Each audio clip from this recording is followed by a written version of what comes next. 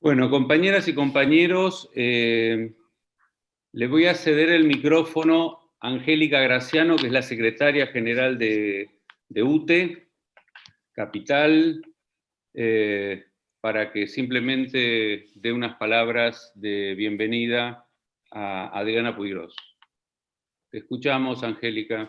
Hola, buenas tardes a todas y todos los compañeros que están aquí en el Zoom y a los compañeros que están por YouTube. Quería agradecerte a vos, Ariel, por organizar esta conversación en un día tan particular como hoy, donde sentimos una ausencia, pero una ausencia que también es una presencia que nos pone un horizonte de compromiso de lucha. Y tener esta conversación hoy con nuestra maestra, con Adriana, que es la maestra de todas y todos, es de quien aprendemos todos los días y con quien conversamos tanto y a quien leemos cuando creemos que hemos perdido por ahí algún rumbo o necesitamos ideas o necesitamos saber por dónde. Es Adriana con quien siempre querés conversar y a quien le querés preguntar. Y en estos momentos para nosotros en la ciudad de Buenos Aires es un momento muy crítico porque estamos en el medio de una avanzada sobre un tema que aparece como algo políticamente correcto, que es la presencialidad, y, y que nosotros hemos manifestado en todos los lugares donde hemos tenido oportunidad que no hay condiciones para la presencialidad, no solo por la situación epidemiológica, sino por las condiciones de infraestructura, porque faltan todos los elementos de protección y seguridad. De hecho, hoy estuvimos a la mañana en una reunión en sede OIT reclamando todas estas cosas y además denunciando persecución o medidas arbitrarias con aquellas compañeras y compañeros que manifiestan que no hay condiciones para ir a la escuela. La escuela está abierta desde marzo que nuestras compañeras y compañeros están dando clase, desde marzo que reinventamos la educación y sabemos que vamos a tener que seguir reinventando porque los tiempos que vienen no son sencillos, no son fáciles y no sabemos en qué situación nos va a poner este virus que nos está atacando. Que ha puesto de manifiesto una crisis mundial, que ha mostrado la desigualdad, que ha mostrado lo peor y lo mejor de cada gobierno, de cada gobernante, de cada empresario, de cada organización y también de cada uno y cada una de los ciudadanos. Entonces, cuando nosotros estamos ante una situación tan crítica, siempre pensamos en con quién podríamos conversar de educación y pensamos en Adriana. Entonces me entusiasmé mucho cuando me enteré que estabas organizando esto y por eso me sumé y nos sumamos para poder escuchar. Hay una cantidad enorme de compañeras y compañeros conectados en YouTube, así que no les robo más tiempo y vamos a conversar con nuestra maestra. Muchas gracias por esta iniciativa, Ariel. Gracias. Un abrazo, Adriana. Bueno, gracias. Bueno, gracias a vos y a UTE que me ayudaron a organizar esta transmisión de esta clase con debate. Adriana no hay que presentarla, la conocemos todos. Sin embargo, hay algunas cosas que vale la pena recordar porque pasó por tantos cargos de la función pública que a veces algunos nos olvidamos. De lo que yo no me puedo olvidar es que ella me honra con su amistad hace más de 20 años, que somos amigos. Más, Ariel. Más ¿Más? de 20. Pero si son dos jóvenes, no puede ser tanto. Somos del siglo pasado. Nos hicimos amigos militando en otro frente, en el Frente Grande, cuando ella era presidenta del Frente Grande. y, y la verdad que somos muchísimos los que la reconocemos como la principal referente de la educación pública argentina. Y no solo de gestión pública, sino también de gestión privada, y la que hubiésemos querido, y hay que decirlo, que sea nuestra ministra de Educación. Respecto a eso, también sabemos de que es una muy buena persona, que es algo importante, que no aparece normalmente en los currículums, y que no suele hacer uso de la hipocresía, y cuando renunció como viceministra o como secretaria de Educación de la Nación, que era el cargo real de ella, dijo la verdad, no tuvo vueltas ni formalismos, ni quiso ser políticamente correcta o incorrecta, y dijo simplemente porque no coincidía con la gestión política del ministro de Educación.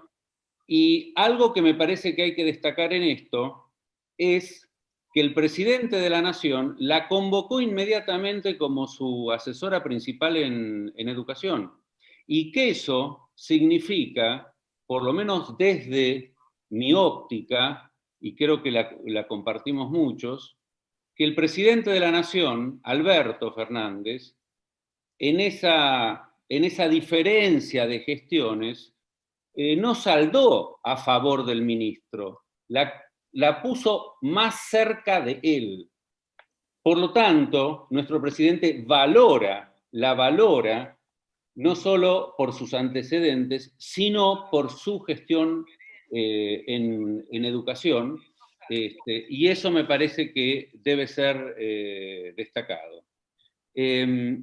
Terminado esto, quiero justamente recordarles que Adriana fue diputada de la Nación desde el 10 de diciembre del 2007 hasta diciembre del 2015, que fue directora general de Cultura y Educación de la provincia de Buenos Aires, cuando el gobernador era Felipe Solá. Fue secretaria de Ciencia y Tecnología e Innovación Productiva de la Nación durante la presidencia de Fernando de la Rúa. Fue diputada de la Nación por la Ciudad Autónoma de Buenos Aires. Fue convencional constituyente de la Nación.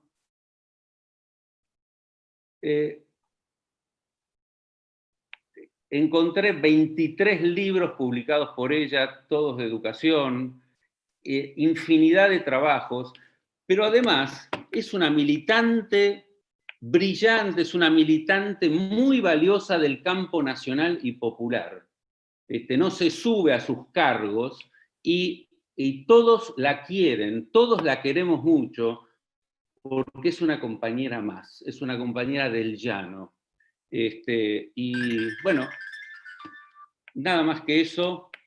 Adriana, enorme placer en este día, que recordamos todos a Néstor, que lo necesitamos y que sabemos que está vivo en todas las compañeras y los compañeros que han seguido su ejemplo. El primero que ha seguido su ejemplo fue nuestro presidente Alberto Fernández, y cada vez que vemos algunos de los errores que obviamente tiene nuestro gobierno nacional y popular, nos acordamos siempre de Néstor. Nos acordamos de Néstor porque él nos marcó el camino, porque no solo largó una generación nueva hacia la política,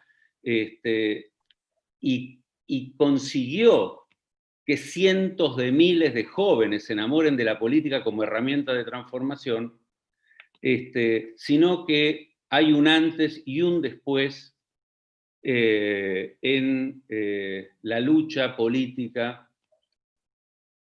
con Néstor, y me parece bárbaro que me hayas postergado esta clase y haya coincidido justo en este 27, Adriana. Así que nada más, te escuchamos el tiempo que vos quieras y después vendrán las preguntas de las compañeras y los compañeros. Mil gracias, Adriana, por estar acá. Bueno, muchas gracias a ustedes, gracias Angélica, gracias Ariel, muchas gracias. Yo voy a decir que en realidad la verdad, nos conocemos con Ariel desde comienzos o mediados de la década del 90, cuando él en la escuela hacía actividades vinculadas con derechos humanos. Un momento en que todavía era muy difícil el transitar el tema, era muy difícil. Y eso fue, si no me equivoco, fue a comienzos de los 90.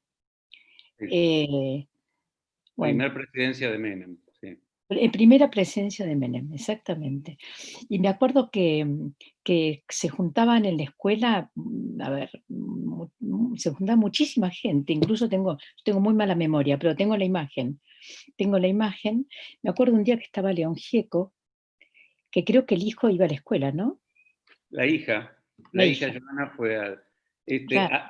Adriana está hablando del Colegio del Pacífico, un colegio que fundamos juntos. Ella fue nuestra asesora, ella nos ayudó a armar el proyecto en un momento en que, bueno, una escuela laica, libre, abierta a los derechos humanos, era complicado porque estaba muy controlado toda la enseñanza privada por la iglesia.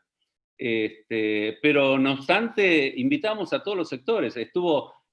Bueno, León Gieco era nuestro profesor de música, de historia del rock y de derechos humanos, y había otras tantas.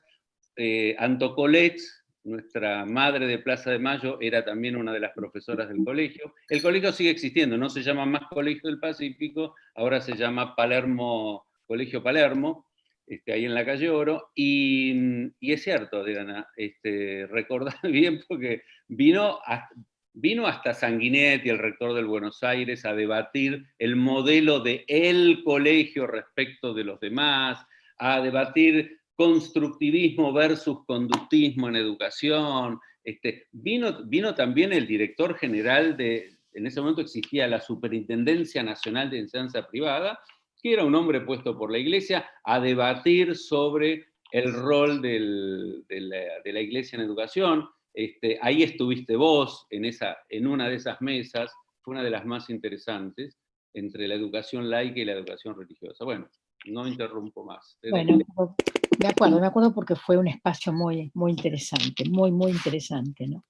Bueno, damos un salto, ¿no? Damos un salto hasta, hasta este día, para recordarlo. No puedo dejar de recordar a Néstor. eh, y además me acordé mucho hoy de la primera vez que lo vi, cuando lo conocí. Yo había ido como secretaria de Ciencia y Técnica a Santa Cruz, pero tenía que ver al intendente de Río Gallegos.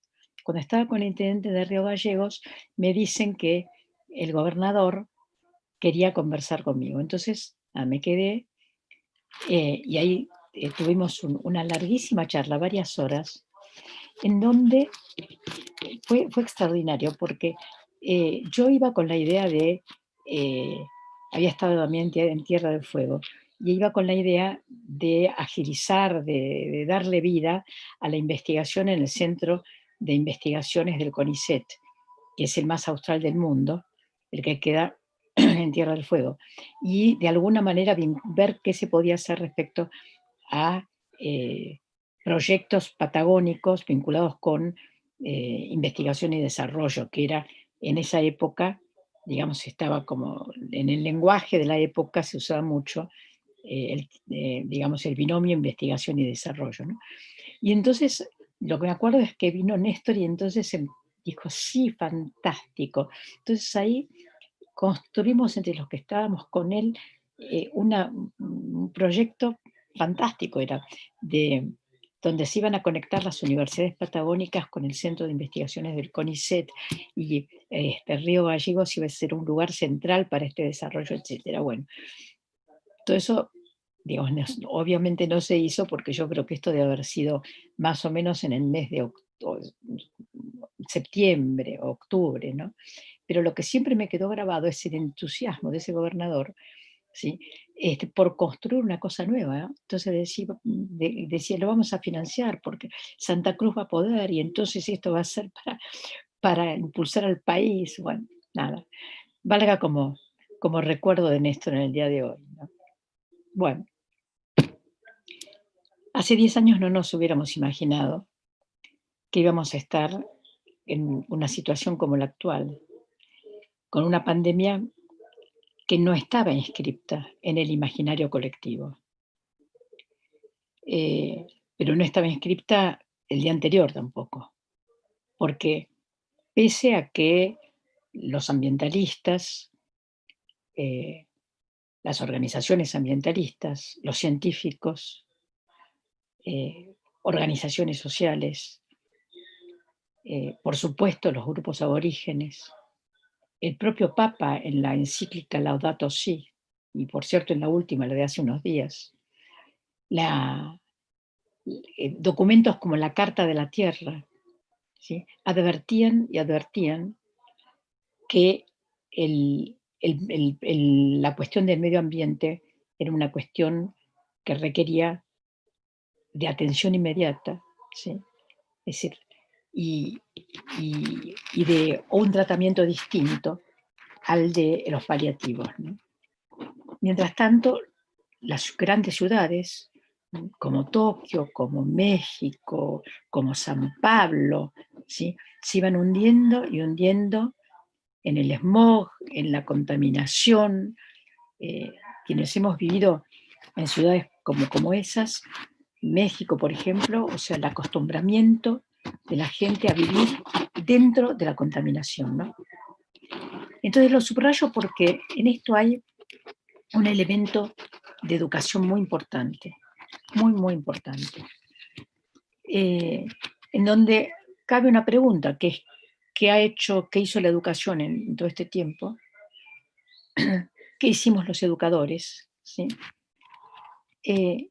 Y dos cuestiones. Una es algo así como la negación colectiva, ¿no? Es decir, que es todo un tema para investigar, todo un tema para investigar. ¿Qué pasó? Y la otra cuestión es que los depredadores del medio ambiente son poderosos. Hay poderosos depredadores del medio ambiente. Y realmente, si uno quiere explicarse las razones de la epidemia, las causas de la epidemia, tiene que entender que las razones son muchas. En realidad hay una multicausalidad, en donde, en todo caso, hay un factor ordenador, un factor principal, que es el capitalismo neoliberal, que es este capitalismo depredador, es decir, que quema los bosques, que quema la provincia de Córdoba, es decir, que invade campos, es decir, que desarrolla la minería a cielo abierto, ¿no?, que fumiga las escuelas. Entonces, fíjense el ejemplo de la docente, no sé si recuerdan, la docente Angélica, creo que fue, no sé si fue en Entre Ríos, la docente como en la provincia de Buenos Aires, que era una luchadora por el medio ambiente y que murió de cáncer a raíz justamente de la fumigación de su propia escuela, ¿no? Entonces, nos fumigan las escuelas, ¿no?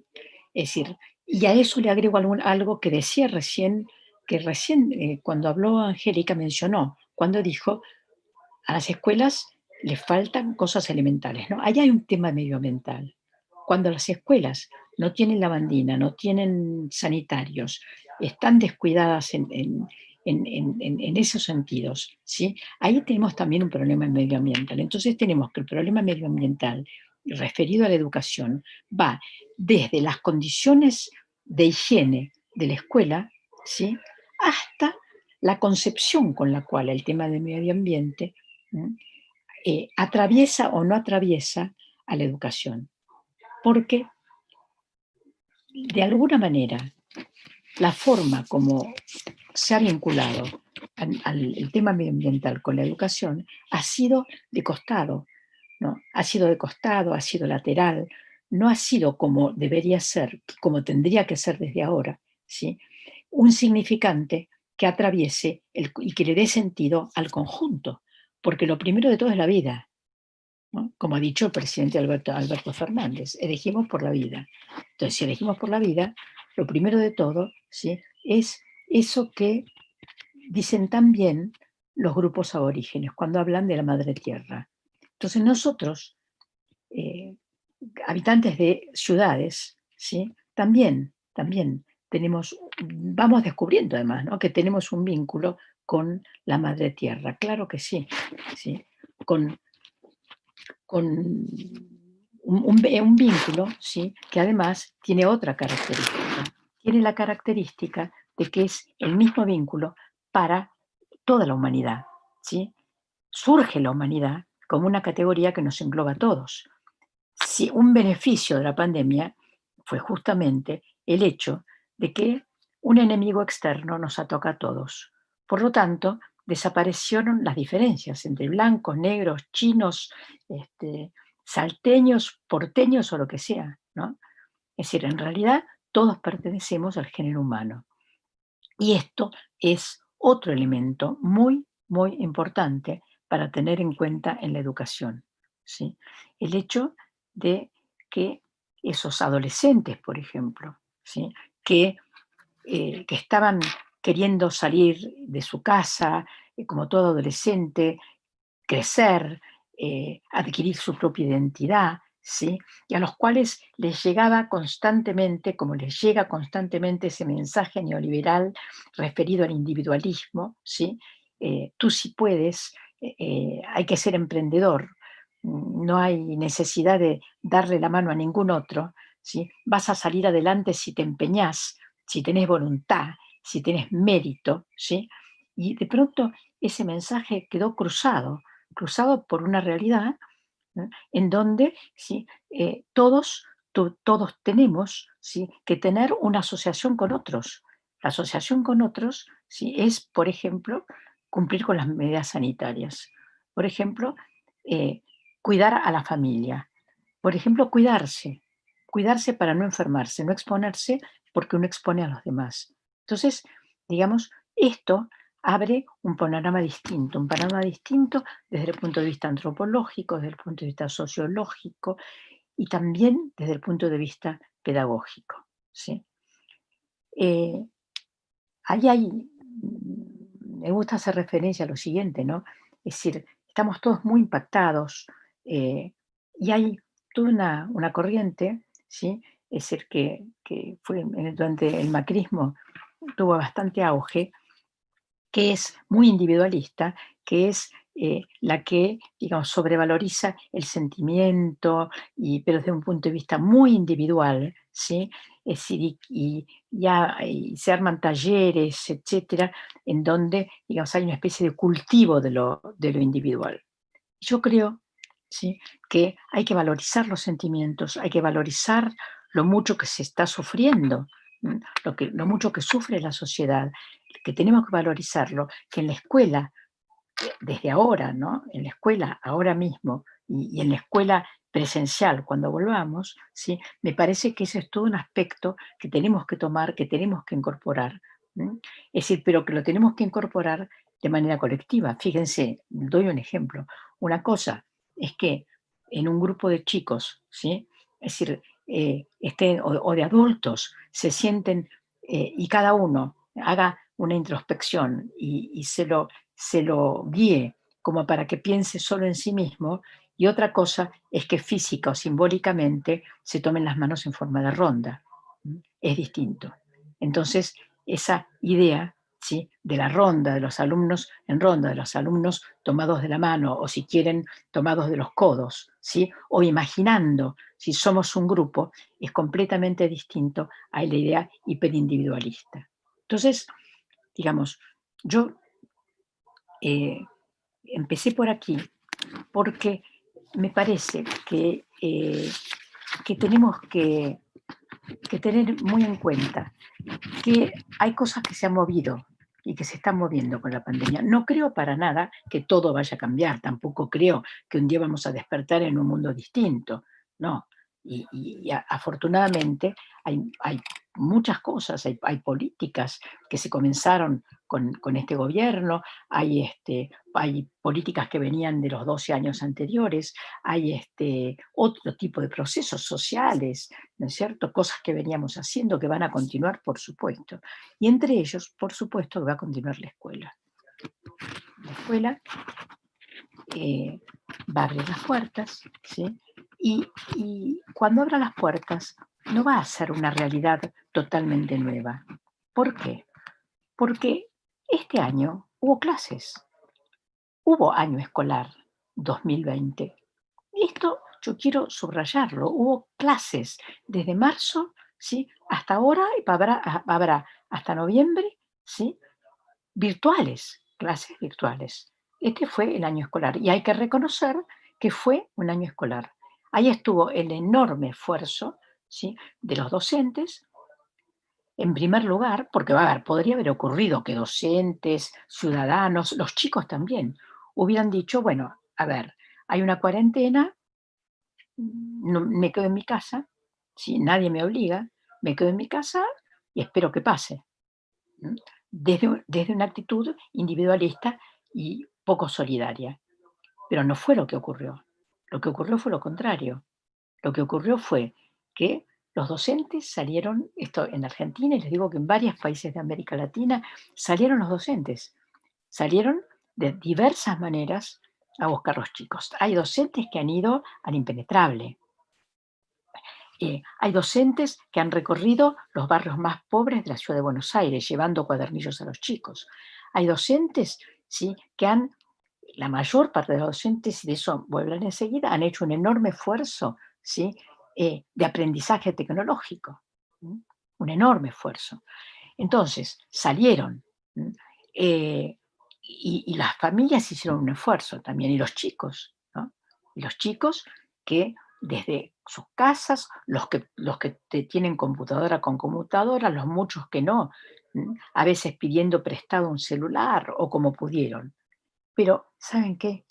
En esta sociedad hubo año escolar.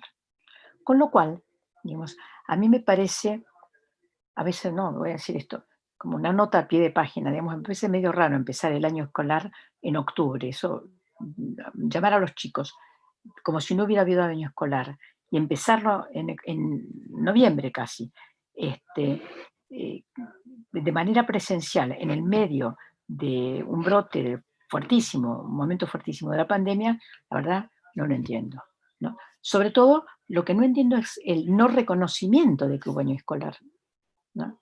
Porque es el no reconocimiento del esfuerzo de mucha gente, es el no reconocimiento de aspectos positivos de nuestra sociedad, de que hay solidaridad, de que no es una sociedad insolidaria, es una sociedad muy solidaria, con sectores que son enemigos de la solidaridad, por supuesto, ¿sí? Pero esos sectores son los mismos, ¿sí?, que, digamos, siguen fumigando escuelas, ¿sí?, o que penetran las escuelas con publicidad de productoras de agrotóxicos, por ejemplo, ¿sí? Es decir, que tratan de incidir en los libros de lectura, que defendiendo la minería a cielo abierto. O, digamos, que evitan que llegue al discurso escolar, ¿sí?, profundamente el amor por el propio ambiente, ¿no? Por el ambiente que nos rodea, sin tener que hablar de, digamos, de escenas lejanas, las nuestras. Decía recién que iba a tocar el tema de la tecnología. Bueno, delante de Ariel es difícil, pero bueno, no más voy a decir lo siguiente. Hay un esfuerzo enorme respecto al aprendizaje tecnológico, ¿no? Veníamos de una situación en la cual estamos todavía, en donde la tecnología se había desarrollado en la Argentina de manera desigual, muy desigual, y dejando franjas de la población fuera, franjas desde el punto de vista económico, social, franjas etarias, ¿sí?, fuera del aprendizaje de la tecnología. Ahora resulta que repentinamente uno tiene que poder rellenar un formulario, tiene que para cobrar el subsidio, tiene que abrir conseguir abrir por internet una cuenta bancaria, ¿sí? Para cobrar un subsidio. De repente, ¿sí? Nos encontramos con que la vida se ha digitalizado, la vida cotidiana, con lo cual la necesidad de aprendizaje de la tecnología es enorme.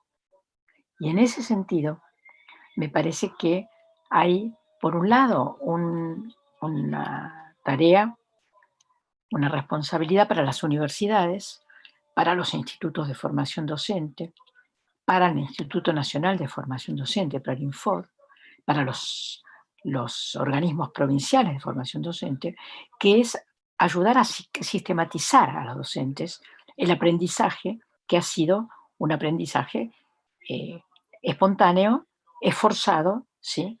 Es decir, y que en realidad debería convertirse en un firme saber. ¿Por qué en un firme saber? Porque tenemos que apropiarnos de la tecnología para que la tecnología no se apropie de nosotros, ¿no? O sea, entonces, apropiarnos de la tecnología no es solamente manejar lo elemental de la máquina, sino que es entender su sentido. ¿M?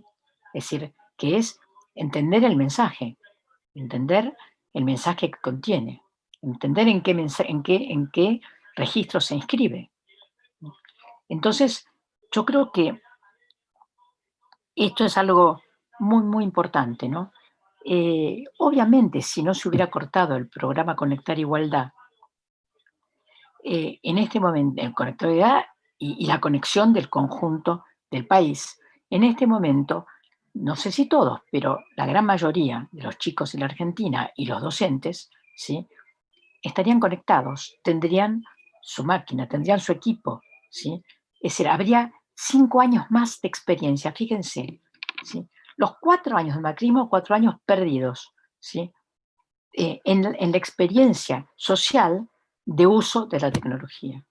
Ahora, apropiarnos de la tecnología y entender la importancia de la tecnología nacional para la educación, ¿sí? Y viceversa, ¿sí? De la educación, ¿sí? Para tomar conciencia, estar educados para tomar conciencia de la importancia de la tecnología nacional, ¿no? Es decir, esto es muy importante y es el otro tema que junto con el de medio ambiente me parece que hay que subrayar en este regreso a clases, ¿sí? Sobre todo porque si por un lado los docentes, las familias, los chicos han avanzado, ¿sí? Al mismo tiempo avanzaron las grandes empresas multinacionales, ávidas, ¿sí? El mercado se abrió ávido. Entonces tenemos plataformas, ¿no? Equipos, tenemos fundaciones andando todos por ahí y ya muchos de ellos ubicados en instituciones públicas de educación, ¿no? Muchas universidades, muchas no solo universidades, sino colegios, etcétera, en el apuro, ¿no? Por la carrera tecnológica, ¿no? Es decir, ¿qué es lo que han hecho? Han comprado, ¿sí? Eh, Más que con paciencia desarrollar y aportar al desarrollo, ¿sí? De sistemas propios, ¿sí? Han corrido a comprar a las grandes empresas. Y ahora con la pandemia, esto mucho más. Con lo cual, digamos, me parece que la conciencia tecnológica es un tema importantísimo, ¿sí? Para la educación y tiene mucho que ver obviamente tiene muchísimo que ver con el tema ambiental. Eh, Quiero hablar unos minutos más, no mucho más porque lo que quisiera más es escucharlos a ustedes y que podamos debatir, pero sí quisiera plantear el siguiente tema. Me parece que el otro tema es el de derechos, ¿sí? La categoría de derechos, que no es una categoría instalada desde hace demasiado tiempo, en el uso, en el lenguaje, digamos, obviamente la Constitución habla de derechos, obviamente la Constitución del 49 establecía los derechos del trabajador, los derechos de la niñez, los derechos de la ancianidad, etcétera. Pero, digamos, la categoría de derechos vinculada con la educación, ¿sí? Se usa fuertemente desde hace no tanto tiempo. Y yo creo que hay que ponerla en un lugar central. Me parece que si vinculamos el tema medioambiental, el tema tecnológico y los derechos, ¿sí? Podemos como eje los derechos. Entonces, probablemente estemos planteando, ¿sí?, un paradigma distinto al paradigma meritocrático, al individualista, etc. Entonces, digamos, en cuanto al tema de derechos, simplemente una preocupación. A mí me preocupa mucho el tema del regreso a la actividad presencial. Me preocupa mucho porque como deberá hacerse con muchos cuidados, ¿sí? Antes que eso me preocupa que no se vaya a hacer sin cuidados. Pero digamos, en el escenario de hacerlo con muchos cuidados, hay una distribución distinta de los chicos, de los alumnos. No es automático que mañana abrimos las escuelas, van los chicos, están en grupos de 15, no es así. ¿Quién selecciona a los 15, ¿sí?, que son los que van a estar en el local de la escuela? ¿Y cuáles son los 15 que van a ir al local prestado? De la asociación civil, del municipio, de lo que sea. ¿Sí? No vaya a ser que de pronto hay criterios meritocráticos que se cuelan. No vaya a ser que el trabajo de inclusión, que llevó un montón de años, es decir, va para atrás, ¿no? Entonces, a mí me parece que ese es un punto crítico, ¿sí?, que cuando se habla de regreso hay que tener muy, muy en cuenta que no vaya a haber discriminación. Es decir, así como los chicos tienen que volver a escuelas que estén en perfecto estado y en el momento en que las autoridades sanitarias lo decidan, ¿sí?, pero también al mismo tiempo tienen que volver en condiciones de organización escolar muy adecuadas que de ninguna manera alteren los derechos. Yo creo que hay muchas cosas para pensar, ¿no? Es decir, que quienes estamos interesados en la educación tenemos que tratar de pensar en cuáles son las grandes líneas, ¿sí?, es decir, en donde debemos ubicarnos. Entonces, si decimos el eje son los derechos y tenemos que cuidarnos mucho de la meritocracia y tenemos que cuidarnos mucho también de que las medidas sanitarias, sean correctamente utilizadas, ¿sí?, que las medidas sanitarias no sean utilizadas de manera disciplinaria, ¿no?, y que al mismo tiempo no haya discursos descalificadores de lo que la ciencia nos está diciendo. Es decir, los discursos descalificadores de lo que la ciencia nos está diciendo, que existen en esta época, que han aparecido en muchos lugares del mundo, ¿sí?, son discursos que la escuela tiene que combatir. Por eso la escuela tiene que tener un discurso basado en la ciencia, tiene que tener un discurso científico y al mismo tiempo un discurso con una perspectiva histórica. ¿Cómo hacemos para salir de este momento desde el punto de vista psicológico, desde el punto de vista cultural? ¿Cómo transitamos esto? ¿Sí? O bien, volviendo atrás, nos hundimos en el individualismo y en el presentismo absoluto, ¿sí?, o bien tomamos distancia, ¿sí?, y vemos la historia, vemos cómo han transcurrido otros momentos de la historia. Por cierto, el sistema educativo argentino las instituciones del sistema educativo argentino fueron fundadas en plena época de epidemia, ¿sí?, en pleno auge del higienismo. Por eso todavía se toma distancia. El tomar distancia en una fila escolar, ¿sí?, viene de la década de 1870, de la época de las epidemias, y probablemente el guardapolvo blanco también. Después fue cambiando su sentido. Bueno, hasta aquí. Acá me voy a detener para poder escucharlos a ustedes. Bueno, Muchísimas gracias, gracias. no, muchísimas gracias, Adriana.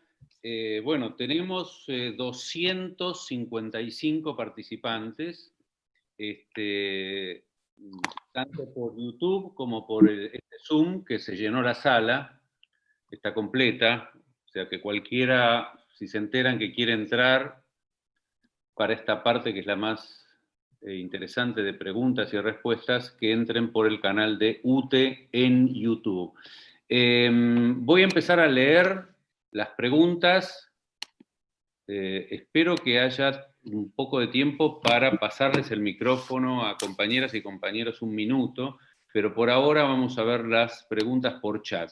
Voy a ir al chat de Zoom y al chat de YouTube. Vamos a ver. Decenas de agradecimientos, muchos coincidiendo que querían escucharte hace tiempo. Impresionante, ¿no? Obviamente no los voy a leer, imposible. Y vamos a ver en el chat dónde empiezan las preguntas.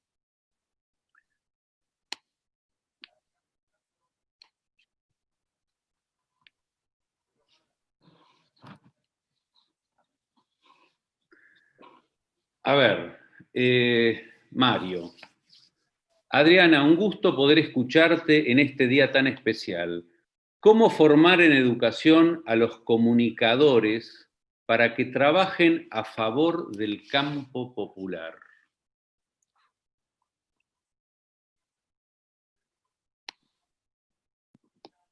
Si querés te leo 2 o 3 y después vos decidís. Unas cuantas y yo contesto. Y vos las ordenás, claro, y decidís cómo contestarlas. Eso. Ricardo, ¿es realmente, somos privilegiados de poder, bueno, escuchar a Adriana? Un abrazo desde el Chaco. Aida, bueno, un honor escuchar a Adriana, gracias Ariel. Milce, un significante para una ciudadanía ambiental. Bueno, gracias, gracias. Martín, hola a todos y todas. Adriana, un honor. Usted fue la creadora del proyecto de ley por el cual trabajamos desde el Centro de Estudiantes del Instituto Terciario de Villa Ángela Chaco en el año 2014, en la cual fuimos partícipes de dicho proyecto que usted encabezó. Un gusto. Josefa, Adriana, muchos docentes no quieren volver a clases presenciales en Cava. Sienten que Alberto les soltó las manos porque creen que Trota está cediendo ante Acuña. ¿Podrás acercarle esta inquietud a nuestro presidente? Paro ahí con estas preguntas. A ver cuál querés contestar. Bueno, saludos a los compañeros de Villa Ángela. Claro, trabajamos juntos por la ley, la modificatoria, ¿no?, de la Ley de Educación Superior. Pero sí, los conozco, a los compañeros de Villa Ángela de hace mucho tiempo. Militamos juntos, además. Así que, bueno, un gusto. Bueno, el presidente sabe lo que hace, o sea que respecto a la política educativa del presidente, digamos yo, no. Sí me gustaría conversar sobre cómo formar a los comunicadores.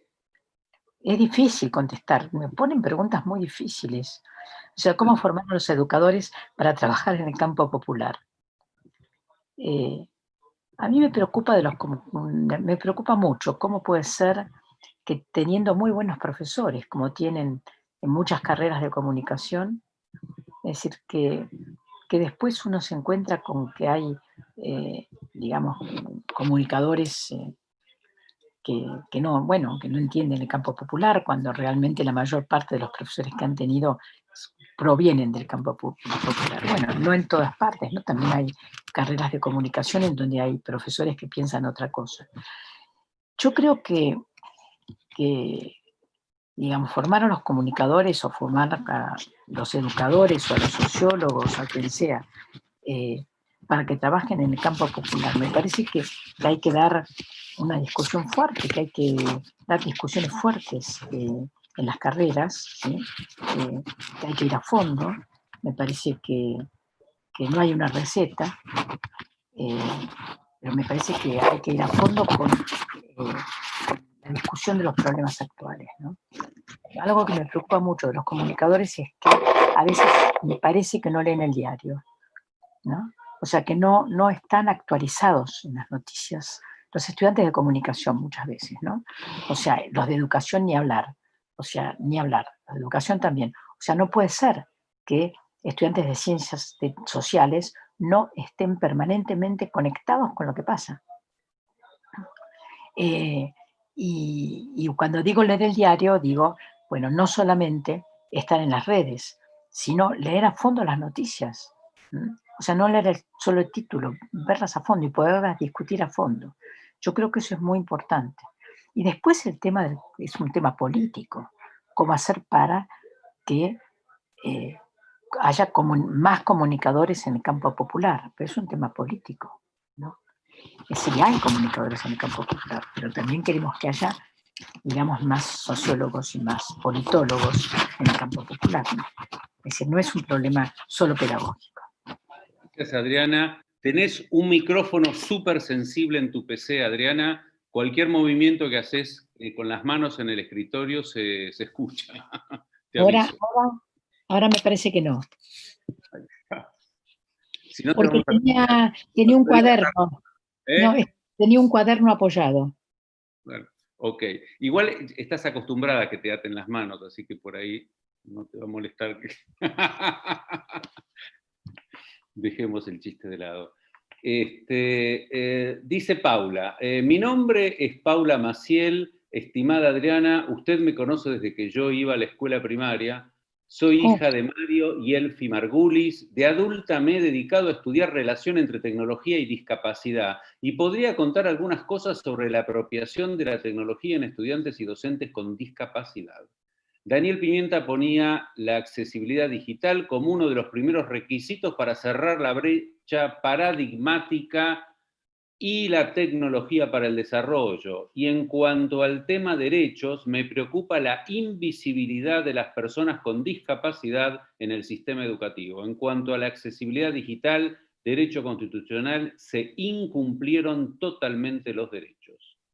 José dice, en Cava veo que las escuelas privadas están por delante en calidad, creo. En Mendoza es al revés, pero vamos en camino. ¿No cree que hay que volver a fortalecer la educación pública? Yo sigo leyendo y vos me parás, Adriana, cuando querés empezar a responder. Mirta Goldberg. Hola, Adriana. Hola. Querida. Hola, Adriana, querida. Quisiera saber si el Ministerio de Educación tiene algún plan para continuar con la distribución de netbooks actualizadas y con el mejoramiento de la conectividad. Sí. ¿Ya van 3? ¿Sigo? ¿O querés contestar algo? Bueno, podemos ver estas 3, sí. Dale. Bueno, por un lado, a ver, yo no soy especialista en el tema de discapacidad, pero sí es cierto, tenés razón, o sea, la discapacidad está invisibilizada, ¿no? Está invisibilizada, sigue habiendo dificultades como para admitir, para integrar a las personas con discapacidad. Esto no es solo en las escuelas, esto es en toda la sociedad, esto es por la calle, esto es en toda la sociedad.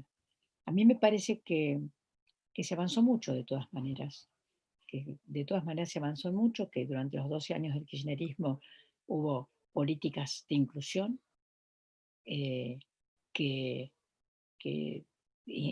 tendieron a establecer una concepción distinta respecto a la discapacidad, o sea, la idea de personas con capacidades diferentes, ¿no?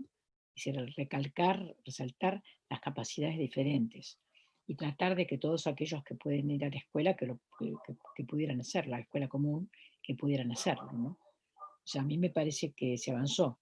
Ahora, insisto en lo que decía, en el sentido de que cuidado ahora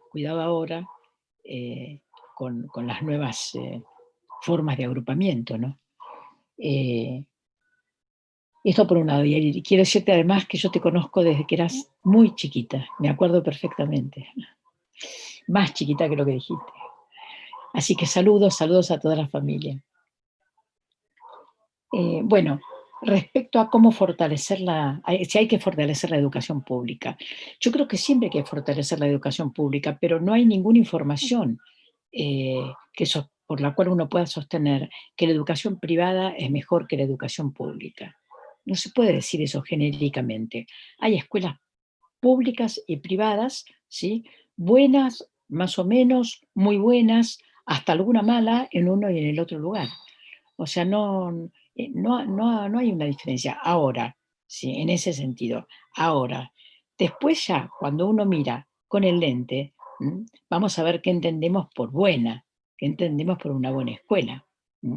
Y si una buena escuela es aquella, ¿no?, que sacó alta, que quedó en un nivel muy alto en el ranking, en alguna de las pruebas estandarizadas, ¿sí? Es decir, que se toman y que ya vienen con preconceptos respecto a qué es una buena escuela y qué no es una buena escuela. Depende de qué consideremos una buena escuela, ¿sí? ¿Sí? Entonces, hay escuelas públicas que son maravillosas. Es decir, lo que hace un docente, es decir, a ver, vamos a poner un caso extremo, un docente con chicos de sectores muy pobres, ¿sí? Es decir, que llegan a la escuela con esfuerzo, el docente cierra el aula y enseña. Y después vienen de afuera a tomarle un test, ¿sí? Aplicar un test, como el test PISA, por ejemplo. Ese test internacional producido por la empresa Pearson, y que nos obliga la OCDE, la Organización para el Comercio y el Desarrollo Económico, a comprarlo y aplicarlo en nuestros países. Entonces después vienen, y en esa escuela, en el ranking del PISA, ¿no?, es decir, queda descalificada. ¿Es una buena o una mala escuela? ¿Qué entendemos entonces por una buena escuela? Yo creo que es una muy buena escuela. La comparo con el Cardinal Newman. Entonces, ¿cuál es mejor? ¿La escuela, el Cardinal Newman, a donde fue Macri? ¿O, digamos, la escuelita del barrio, ¿sí?, donde el docente enseña todo lo que puede? O, por ejemplo, las escuelas privadas pymes, ¿sí? No, tampoco hablar de educación privada en general, tampoco, digamos, sería del todo correcto. También hay que diferenciar, ¿no? Yo creo que hay un sector pyme de escuelas, también como hay el sector social de escuelas privadas, ¿no? Entonces, hoy tenemos un panorama educativo sumamente complejo. De lo que no me cabe duda es que el papel principal tiene que ser del Estado y que, digamos, en primer lugar, ¿sí?, tiene que estar el sistema de educación pública. O sea, hay que defender el sistema de educación pública. Complementariamente, ¿sí?, hay educación privada de diverso tipo. Esa diversidad hay que tenerla en cuenta, ¿no? Eh, Así que sí, hay que fortalecer la educación pública.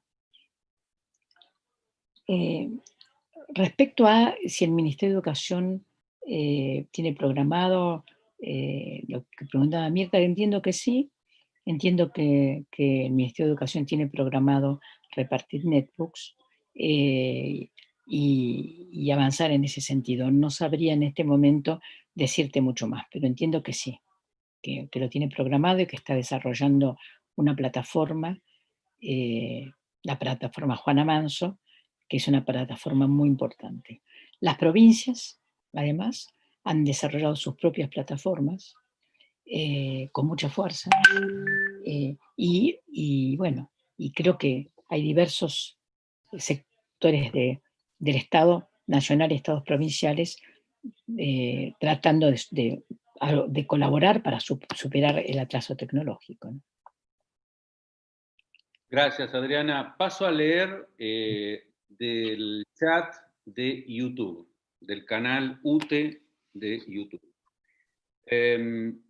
Después de los agradecimientos y los festejos por escucharte, Luis María pregunta: ¿crees posible la problematización y superación de espacio escolar, tiempo escolar y evaluaciones heredadas de las escuelas jesuitas?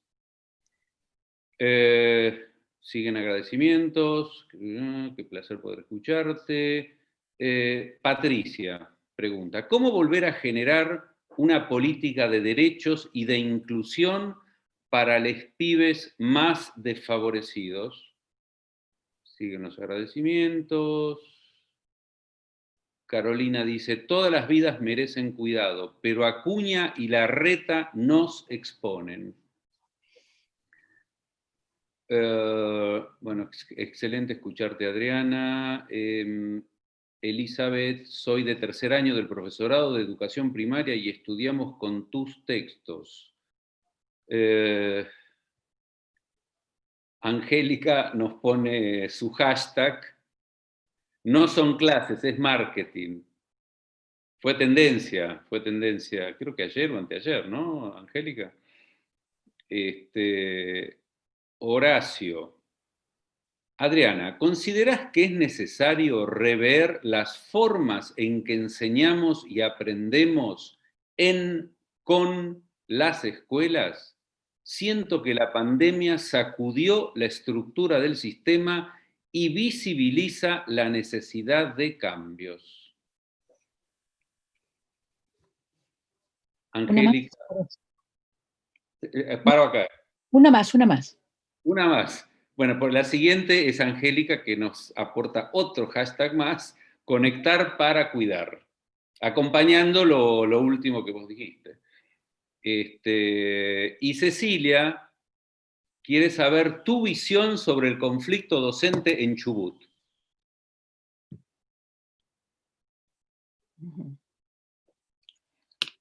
Sí. Bueno, Luz María, no entiendo bien por qué. Digamos, la verdad que el sistema educativo argentino no hereda directamente de los jesuitas. Es decir, no hay una herencia de tiempo de evaluación escolar, no. El sistema escolar argentino, si uno lo busca, no, el sistema escolar occidental, ¿no? Los sistemas escolares occidentales. En todo caso, nos llevan a Comenio, no a los jesuitas. Y el sistema que se organiza a fin del siglo XIX, ¿no? Es decir, que toma forma como sistema más o menos a partir de la presidencia de Sarmiento y digamos, y luego con la ley 1420, con la fundación de las escuelas normales a partir de la Escuela Normal de Paraná en el 79 y demás. Es decir, lo que tiene es la forma napoleónica, el sistema napoleónico, ¿sí? Es decir, que a su vez, digamos, yendo para atrás, terminamos en Comenio. O sea, precisamente en el tema del tiempo escolar, el tiempo y el espacio escolar, esta era una obsesión de Comenio. La didáctica magna de Comenio, eso es lo que establece. Él quería, digamos, se le ocurre, o sea, establecer digamos, el tamaño de las horas, los días de clase, las vacaciones, es decir, con la idea de controlar el crecimiento, controlar el crecimiento de las personas. Lo quería muy, muy, muy controlado y muy, muy ligando al dogma, por supuesto. Al mismo tiempo se contradecía porque él decía, los niños son como tallos muy tiernos, ¿sí? Que pueden cambiar. Y después decía, bueno, no, en realidad las personas no cambian, se contradecía. Pero digamos, la idea del tiempo y el espacio escolar que nosotros heredamos viene de allí, viene de Comenio. Bueno, pero yo creo que venga de donde venga, me parece que son conceptos muy importantes lo que está diciendo. Creo que está apuntando muy bien en el sentido de que hay cambios espacio-temporales, ¿no? Fuertes. Yo daba un ejemplo hace un rato, que es el de los adolescentes. El de los adolescentes que en la etapa de su vida que tienen que salir de su casa, ¿sí? Se encuentran con un mundo con un mundo y se encuentran con que hay un enemigo común para la humanidad, pero al mismo tiempo se ven como parte del mundo, ¿no? Pero al mismo tiempo están encerrados, no pueden salir, ¿sí? Tienen que quedarse en su pequeño mundo familiar. ¿Sí? Y entonces, digamos, ¿cómo se entiende esto, no? O sea, ¿qué cambios se producen en ese adolescente que está ante situaciones espaciotemporales completamente nuevas? Entonces, yo creo que además el juego entre lo presencial y lo virtual eh, atraviesa el tema espacial y temporal. ¿Mm? Es decir, que tenemos que ver muy bien, esto también, digamos, hace alguna de las otras preguntas, a la penúltima pregunta, la pregunta sobre la necesidad o, digamos, la observación sobre la necesidad de nuevas formas de enseñanza y aprendizaje. ¿Sí? Es decir, que no es simplemente que vamos a sumar virtualidad a la presencialidad, no es así. Ahí hay cambios pedagógicos importantes que hay que hacer, porque tampoco es que va a haber una revolución pedagógica, porque en lugar de dar una clase presencial, la demos de manera virtual. ¿Qué diferencia hay en esto? Yo estoy hablando, esto es una conferencia con un espacio de discusión, ¿sí? Pero, virtual, pero no hay un cambio pedagógico fundamental, ¿no? Hay un buen espacio pedagógico para trabajar y lo tenemos que valorizar y lo tendremos que seguir haciendo, ¿sí? Es decir, y a lo mejor en el espacio presencial vamos a trabajar en equipos, ¿sí? Físicamente, físicamente. Y esto va a ser distinto al trabajo por WhatsApp. Me parece que todo esto es un reto muy grande para los pedagogos, es decir, por supuesto para los docentes, que son los que inventan la pedagogía, la adaptan todos los días, ¿no? O sea, los que crean, no es que inventan, crean, producen, esa es la palabra, producen pedagogía todos los días. Saber qué articulaciones nuevas se producen entre lo presencial y lo virtual, ¿no? Estemos abiertos a eso, estemos abiertos a las nuevas articulaciones. ¿Cómo se avanza hacia una política de derechos e inclusión para los pibes más desfavorecidos? La provincia de Buenos Aires hizo un programa muy, muy interesante al respecto. Un programa que, bueno, ahora va a abrir muchas escuelas, pero, digamos, este programa igual sigue vigente, es un programa por el cual los docentes suplentes que no tienen cargos y estudiantes de los últimos años de los institutos de formación docente van a ir a las casas a buscar los chicos, ¿no? Yo creo que hay que ir a buscar los chicos, que hay que hacer un trabajo, pero que ese trabajo tiene que estar muy vinculado con la escuela. O sea, que no puede de ninguna manera, no debe de ninguna manera, ¿sí? Constituirse un circuito de escolarización o un circuito educativo desligado de las escuelas, porque entonces estaríamos haciendo una educación para pobres. Y no hay que hacer educación para pobres. Lo que hay que hacer es educar en conjunto, ¿no? O sea, el proceso de enseñanza y de aprendizaje para todos. Entonces, la enseñanza guión aprendizaje sí es un vínculo. Entonces tenemos que buscar las formas, ¿sí?, de vincular. Y ahí de vincular a aquellos que han quedado desvinculados o poco vinculados. Y esto no es solo trabajo de los docentes. Esto es un trabajo del conjunto de la sociedad. Miren, en Santa Cruz, que tienen toda la educación virtual por todo el año y funcionó muy, pero muy bien, les mandan a los chicos cuadernillos. Y entonces tenían un problema respecto, que esto también no es solo en Santa Cruz, en otras provincias también, para la devolución. O sea, los chicos tenían que llenar cosas en los cuadernillos, hacer ejercicios, etcétera, y devolverlos. Entonces, era un lío, además con las distancias en la provincia de Santa Cruz, ¿no? Entonces inventaron un sistema que es por correo, con buzones puestos, ¿sí?, en los supermercados y los lugares a donde la gente va a comprar. con lo cual los chicos ponen en el buzón, el correo se lo lleva, y ahí establecieron todo un circuito, ¿sí? Ese para llegar a los chicos. Y esto de manera virtual, ¿no? Es decir, y programan, bueno, cuando se pueda, ahí están las escuelas. Hay que preparar las escuelas para cuando se pueda volver, prepararlas. Lleva un tiempo, ¿eh? Lleva una inversión, lleva un tiempo, lleva trabajo. Si no es así, que de un día para el otro las escuelas van a estar. Bueno, no sé, la verdad que sobre el conflicto de Chubut sé poco, ¿no? O sea, sí sé que los docentes realmente están muy, muy castigados con su salario, que no logran un acuerdo, pero la verdad que es un tema que conozco, no lo conozco lo suficiente como para dar una respuesta seria. Gracias, Adriana. Vuelvo al chat de Zoom. Paula, para quien ve poco, como yo y como la niña que fui, es imposible cumplir el distanciamiento y era apenas miope entonces. Si lo planteo como pregunta, ¿dónde queda la cuestión de la discapacidad en todo este conjunto de temas?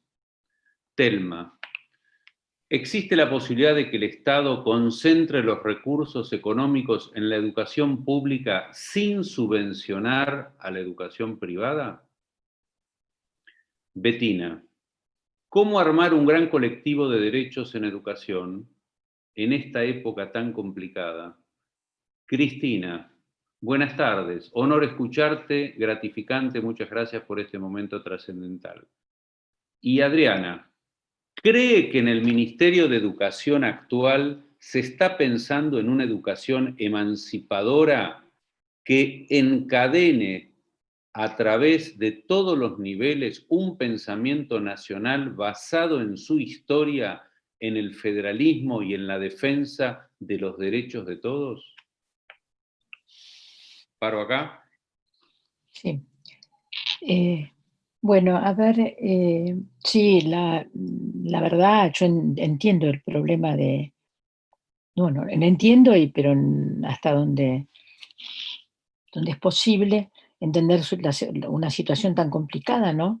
O sea, me imagino que el distanciamiento debe ser muy, muy complicado, pero digamos, para quien tiene problemas de visión, según entiendo, ¿no?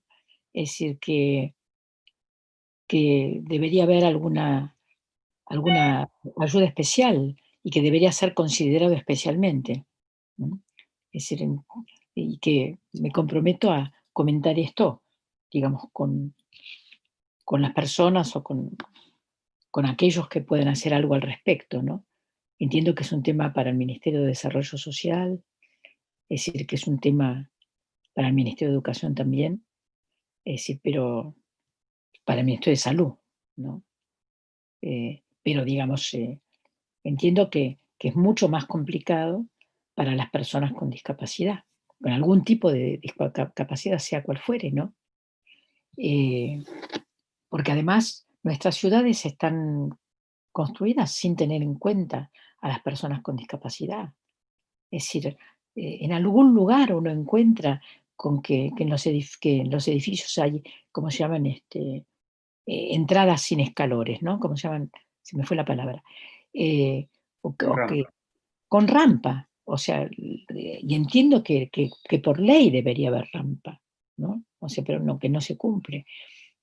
Me parece que, o sea, uno por la calle no encuentra señales para ciegos, ¿no? O para personas con discapacidad en la vista. No hay ningún tipo de señal. Apenas en los cajeros automáticos ahora uno encuentra la opción, sí, para sordos. Yo soy media sorda y verdaderamente me identifico porque me cuesta oír. Entonces, digamos, que a veces no funciona, además. Yo no la uso, pero podría llegar a tener que usarla. Pero veo que a veces no funciona, ¿no? Digo, ¿cómo hace una persona eh, que es sorda y que necesita que lo guíen, ¿no? Que necesita que lo guíen, para entender cómo seguir, digamos, o que tiene problemas de vista y necesita que le hablen, ¿cómo hace? Bueno, entonces las ciudades están hechas de otra manera y yo creo que hay que exigir eso, digamos, hay normas básicas, ¿sí? En la construcción, en una ciudad, ¿no? Es decir, ni hablar en las escuelas, ni hablar que las escuelas tienen que tener todo el equipamiento, las escuelas comunes tienen que tener el equipamiento para discapacitados, ¿no?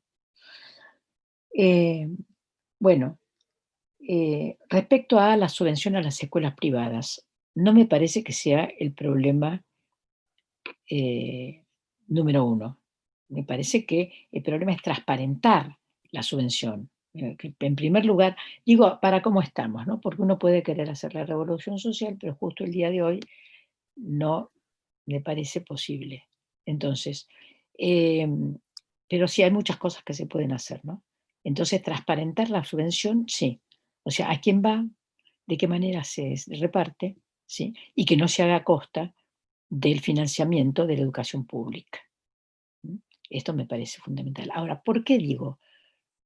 No me parece el problema central. ¿Saben por qué? Porque hay un problema enorme, que es el de las grandes corporaciones metidas en el campo de la educación. Eso es muy grave. ¿Mm? Y entonces, sin querer defender la subvención tradicional, clásica, ¿sí? Quiero decirles que entre una escuela privada y una gran empresa internacional que viene y compra escuelas, como ocurrió en Brasil, ¿no? Cadenas enteras de escuelas, o la Fundación Enseñar por Argentina, ¿m? La fundación de este señor Sanchezini, funcionario de Macri y ahora funcionario del gobierno de la ciudad. Es decir, que trabajan para deteriorar la escuela pública, que trabajan para deteriorar la imagen de los docentes y para apropiarse de pedazos de la educación pública. Entonces, me parece que hay que ver el tema en toda su dimensión. No es igual que en el siglo XX. En el XXI hay actores en el campo de la educación que son muy peligrosos. Y con esto no quiero decir que la educación pública no debe estar, lo repito una vez más, en primer lugar, no estoy defendiendo la educación pública. Bueno, ¿cómo se construye un colectivo? Háganlo, ¿no? Hay que hacer un colectivo de derecho, de defensa de los derechos. Hay que hacerlo. Digamos, la Argentina ha tenido una tradición en asociaciones civiles, en sociedades civiles. Y yo me acuerdo que después de la dictadura, en los primeros años, había habido una proliferación de asociaciones cooperadoras de padres, etcétera, ¿no? Después eso duró durante el menemismo un poco, bueno, en fin, pero existen asociaciones. Entonces, creo que algo importante sería vincular las asociaciones que existen, de cooperadores, de padres, de las cooperativas escolares, etcétera, ¿no? Pero me parece bueno, y también hay organizaciones nacionales e internacionales de defensa de derechos. Existen. Ahora, me parece que, que nos debemos el trabajar colectivamente, ¿sí? Para, digamos, fortalecer esa postura, ¿no? La postura de defensa de derechos. Y la última pregunta, no, no la puedo contestar realmente, no sé. No. Gracias, Adriana. Sigo. Realdo, ¿es posible terminar con la colonización pedagógica? Si así fuera, ¿cómo contrarrestamos el poder colonizador de los medios desde la pedagogía? Qué pregunta. Leandro. No vienen fáciles, Adriana, no vienen fáciles. No, ya veo. Leandro dice, ¿cómo crees que sería la vuelta a la presencialidad teniendo en cuenta que las condiciones no están dadas y tampoco lo estarán en marzo? ¿Cómo poder contrarrestar toda esta locura de exponer a nuestros niños a la pandemia? Paula, Quisiera tener un mecanismo de contacto con Adriana para poder enviarle material. ¿Será Facebook, Twitter, Instagram, correo? Gracias. Bueno. Paro acá. Sí. ¿Una más? Bueno, una más y nos podemos. María José. Pregunta para Adriana. Siendo que la tendencia era un cambio de paradigma de las escuelas públicas hacia la inclusión, ¿cómo compatibilizar esta postura nacional con los distritos donde aún gobiernan intendentes neoliberales que responden al macrismo? Vos la pediste. Bueno. Más ahí la tenés. Bueno. A ver, lo que pasa es que las preguntas son preguntas, sobre todo la primera y la última, ¿no? Y algunas de las que hubo antes, son preguntas de una enorme carga política que no puede contestar la pedagogía. Son preguntas que lo que nos hacen pensar es la necesidad de fortalecer la fuerza política, democrática, nacional, popular, ¿no? Y de manera orgánica. A mí me llevan hacia allí, porque, digamos, la colonización pedagógica, como lo planteaba Arturo Jauretche, ¿sí? Digamos, hoy la podríamos plantear efectivamente con una presencia muy importante de los medios, tal como lo plantea la persona que hizo la pregunta, ¿no? Efectivamente, o sea, los medios juegan un papel colonizador muy importante. Es decir, fíjense, yo estaba el otro día quejándome, ¿no? De qué difícil nos es a quienes hablamos español aprender fluidamente otras lenguas, salvo que vivamos en algún tiempo en un país de otra lengua. Y cómo los chicos, ¿sí? Los chicos que, al menos aquellos que acceden a juegos digitalizados, digamos, a todo el mundo de los juegos digitales, que de alguna manera acceden, usan en inglés de manera corriente. Tienen en su lenguaje, ¿sí? Incluyen palabras en inglés castellanizadas.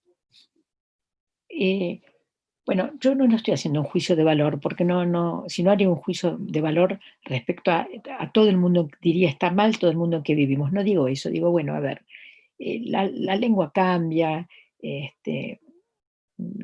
todas las lenguas cambiaron a través del tiempo. Ahora, el problema es qué significa la presencia, ¿sí?, del inglés dentro del español, llegando por la vía de los medios de comunicación, ¿sí?, que traen un mensaje que va a todo lo que planteaba al principio, individualista, para formar consumidores, es decir, inhibidor de lo colectivo, etcétera, ¿no?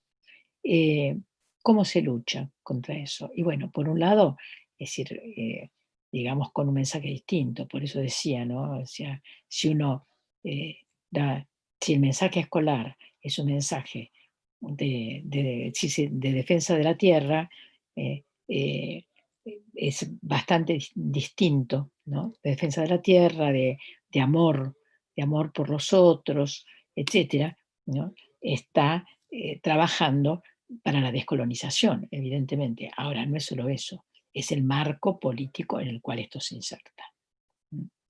No es solamente un discurso escolar ingenuo, no. Tiene que ser un discurso escolar con fuerte contenido político. Cuando digo político no digo partidario, no estoy diciendo partidario. Estoy diciendo consciente de las relaciones de poder que hay en la sociedad.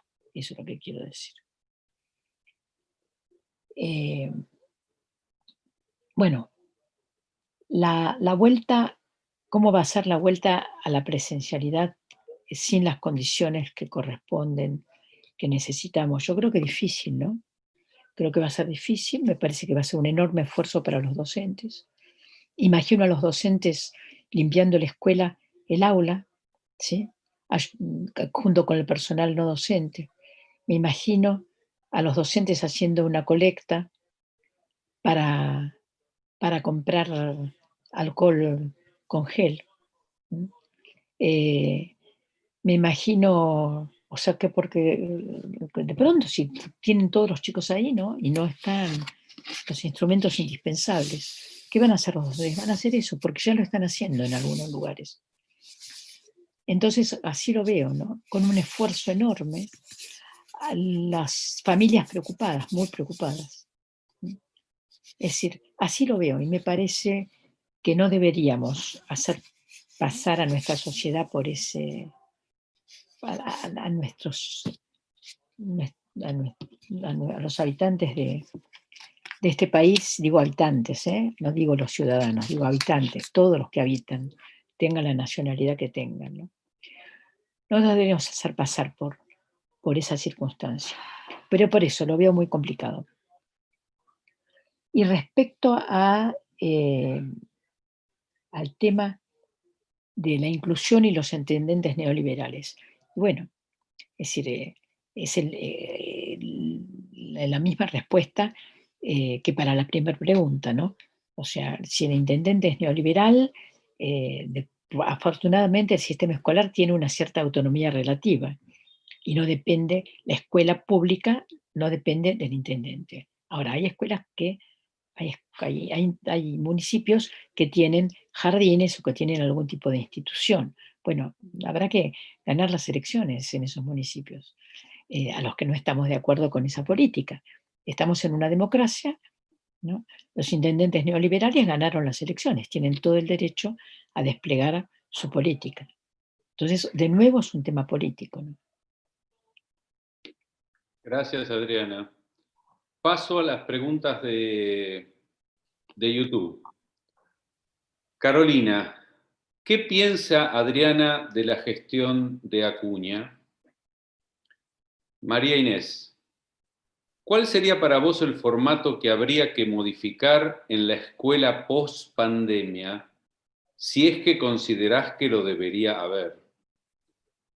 Patricia, Adriana, ¿se podría pensar en un futuro una educación intermitente o mixta entre virtualidad y presencialidad?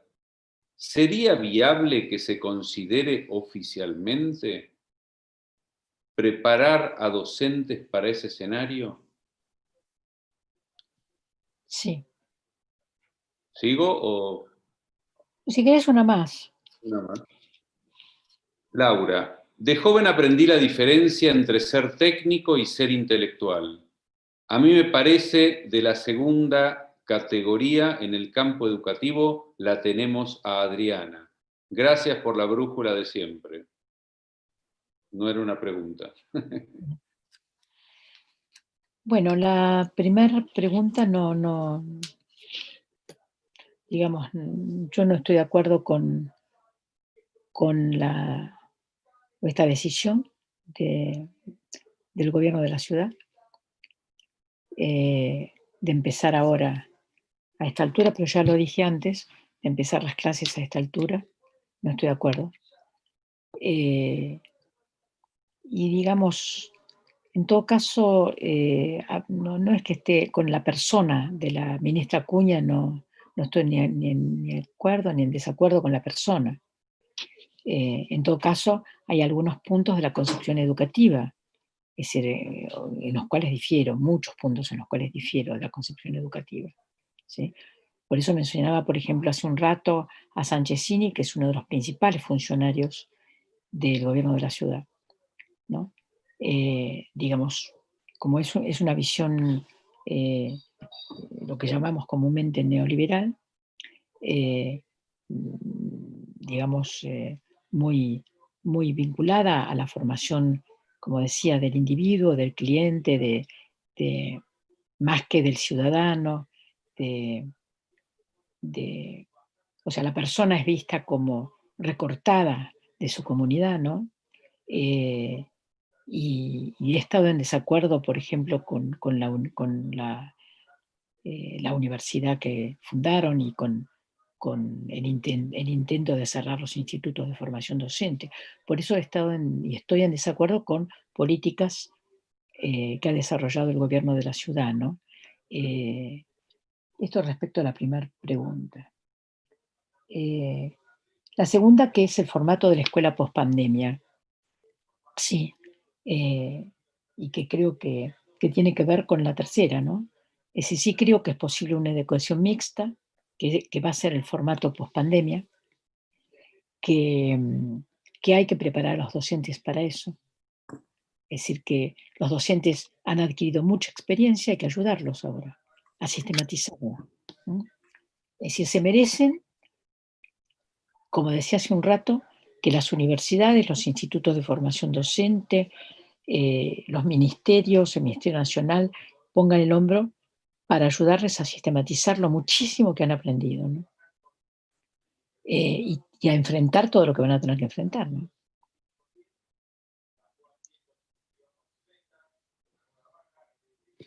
Gracias, Adriana.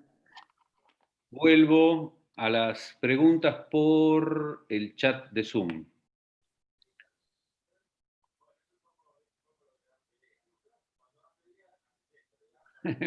Emilce, bueno, no es una pregunta, pero como toda maestra tiene un cuaderno y una lapicera. Eso fue porque te critiqué, claro, por hacer ruido con... Bien, con tu lapicera y tu cuaderno. Adriana, la inclusión hoy pasa por el acceso a las tecnologías digitales y al posicionamiento frente a ellas para que estén al servicio del usuario y no el usuario a su servicio. Si esto no sucede, no hay inclusión. Y si se llega a dar la defensa de los derechos de los alumnos como sujetos de derechos, es condición indispensable para que además de estar, sea. No es una pregunta, es una afirmación, pero bueno, podés acotar, coincidir o no. Leandro, mandar a las niñas a las escuelas en Cava hoy no sería vulnerar sus derechos. ¿No se podría hacer un amparo de parte de la Defensoría? Paula, más allá de los tres ejes que has planteado como centrales en términos de pensarnos docentes, el ambiente, las tecnologías, los derechos, ¿qué crees que ha desnudado esta pandemia en términos de prácticas pedagógicas tradicionales de la escuela que dejamos en marzo y que no deberían retomar a la nueva normalidad escolar? Por último, ¿cuántas reformas faltarán para que realmente los docentes seamos consultados para pensar la escuela? Que la nueva normalidad no sea la misma miseria.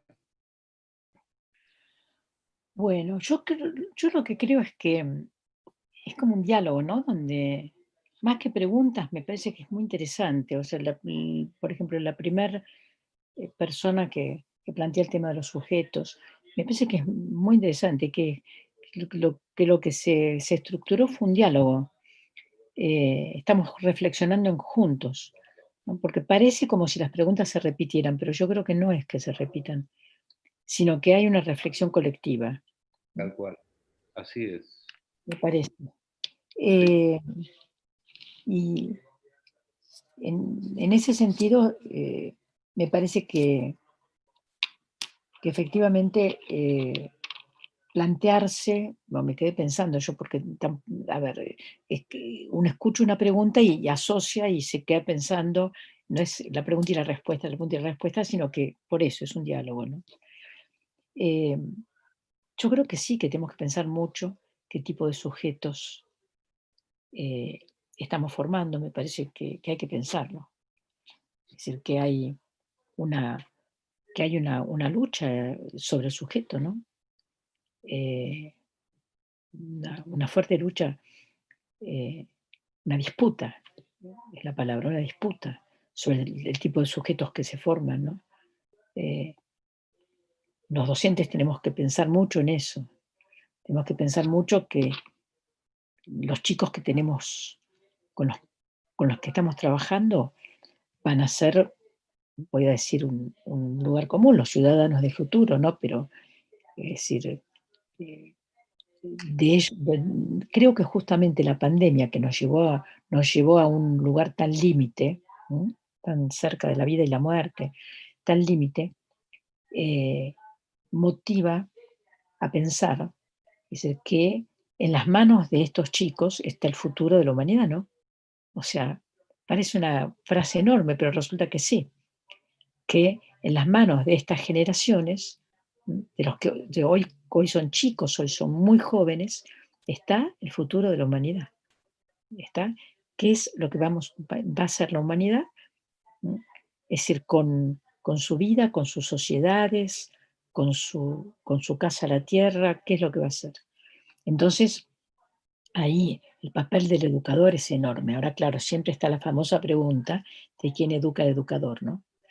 Entonces,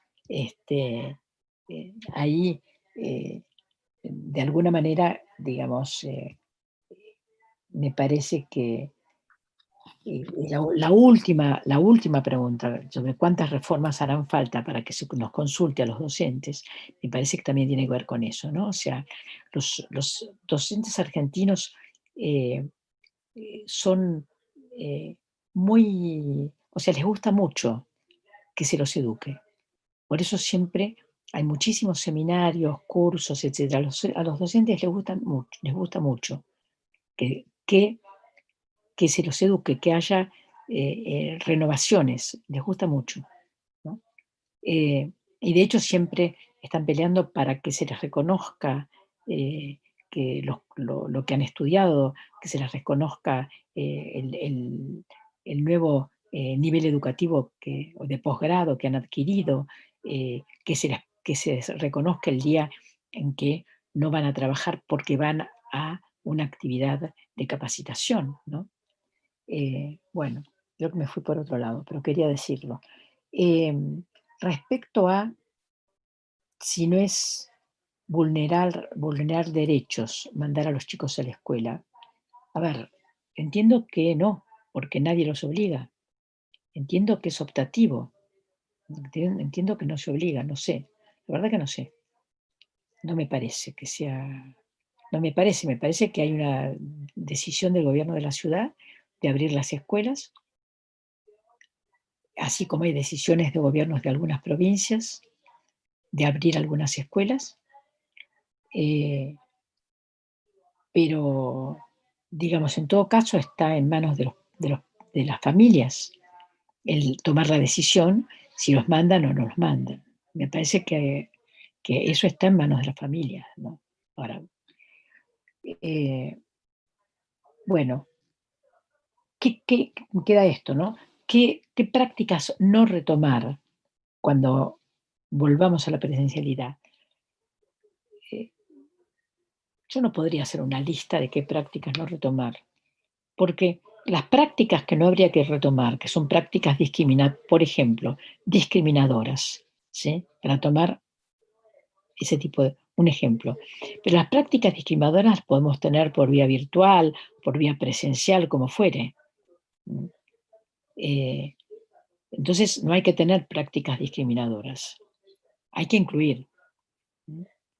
Y me parece que sí, algo que es interesante es que hay que rever el término inclusión, ¿no? Que durante el kirchnerismo, o sea, hubo un gran movimiento de inclusión. Me parece que ahora hay que afinarlo, ¿no? O sea, por eso cuando hablamos de la inclusión de los discapacitados, la inclusión de los pueblos aborígenes, es decir, la inclusión de los géneros, de los diversos géneros, me parece que esto lleva a un trabajo que es virtual o presencial, pero digamos son cuestiones que... Entonces yo como primer cuestión pondría esa, después hay muchas otras. O sea, no discriminemos más, no discriminemos. Gracias, Adriana. Angélica Graciano. Adriana, ¿podrías ayudarnos a pensar la educación nacional y federal ¿Cuáles son las articulaciones y acuerdos? Y después agrega, Angélica, ¿cómo se hace para evitar 24 sistemas educativos y que la educación quede librada a cada gobierno provincial sin control? Paula, me refería a los últimos años y la Convención por los Derechos de las Personas con Discapacidad establece ese término, después de mucha discusión con participación del colectivo en vez de capacidades diferentes y otros. Cecilia Inés, ¿una buena escuela sería aquella donde los estudiantes quieran ir? ¿Donde circule el deseo? Martín, gracias compañera Adriana por acordarse de los compañeros de Villa Ángela Chaco. Militamos con usted como conductora y trabajamos tanto para la Ley de Educación Superior y para el Boleto Educativo Nacional. Bueno, es cierto, trabajamos mucho juntos, no solo para la modificatoria de la Ley de Educación Superior, sino para el boleto. La modificatoria, que fue aprobada en diciembre del 2015, efectivamente lo que hace es sustituir algunos artículos de la Ley de Educación Superior dictada durante el menemismo, y se lo sustituye para garantizar la gratuidad de la educación superior, para garantizar que las universidades y los institutos, todas las instituciones de educación superior, no puedan hacer convenios de comercialización o mercantilización de la educación, para garantizar que todos van a poder ingresar. A eso se refiere el término ingreso irrestricto. También aconseja que las universidades hagan cursos de nivelación y orientación vocacional. Eso es el contenido central de la modificatoria. Y efectivamente lo trabajamos juntos. Y en cuanto al boleto estudiantil, sí. Después en algunas provincias se estableció, pero era la búsqueda de un boleto estudiantil gratuito. Lo hicimos juntos con ellos y con otros compañeros de diferentes lugares. Así que de nuevo saludo a Villa Ángela. Angélica, qué pregunta que me haces. Eso es para escribir un libro de política educativa. Bueno, una o dos cosas. Yo creo que el federalismo es muy importante y me parece que muchas provincias, ¿sí? Es decir, hay provincias que tienen un signo político y la mayor parte de las provincias tienen el mismo signo político que el gobierno nacional, pero en general la mayor parte de las provincias ahora con la pandemia ha mostrado que tiene capacidad de gobernar, ¿no? A mí me asombró eso, me asombró mucho el hecho de capacidad de gobernar su educación. Pero al mismo tiempo, digamos, me parece que la necesidad de que cada provincia respondiera a la situación particular que se le presentó, me parece que también trae la gran dificultad de cómo hacer para que no se rompa ese complejo hilo del sistema educativo nacional. O sea, es obvio que necesitamos tener sistema educativo nacional y que ese sistema educativo nacional no puede ser unitario, no debe ser unitario. Entonces, es una compleja articulación entre lo provincial y lo nacional, en donde hay otro nivel que a mí me parece que es muy interesante y que en el futuro debería atenderse, que es el regional. Es decir, porque uno se encuentra con que provincias que tienen la misma problemática se conectan a veces con el Ministerio de Educación de la Nación y no entre ellas, ¿no? Es decir, y se ve claramente la existencia de regiones. Bueno, en realidad, por ejemplo, las provincias patagónicas están trabajando bastante en conjunto, ¿no?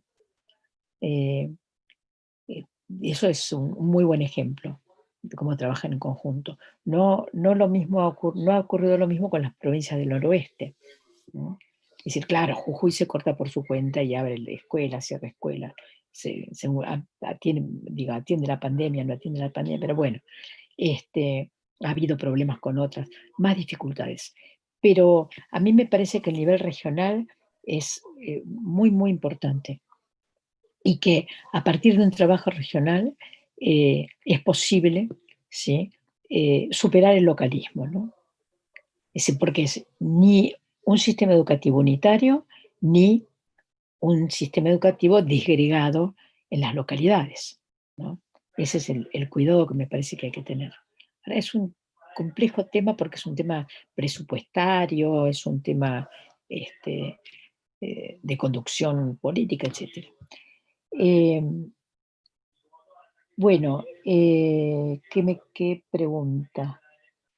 La buena escuela sería donde circula el deseo. Sí, sí, estoy de acuerdo. Una escuela donde no circula el deseo es una escuela triste, sin fuerza, sin capacidad, etcétera, ¿no?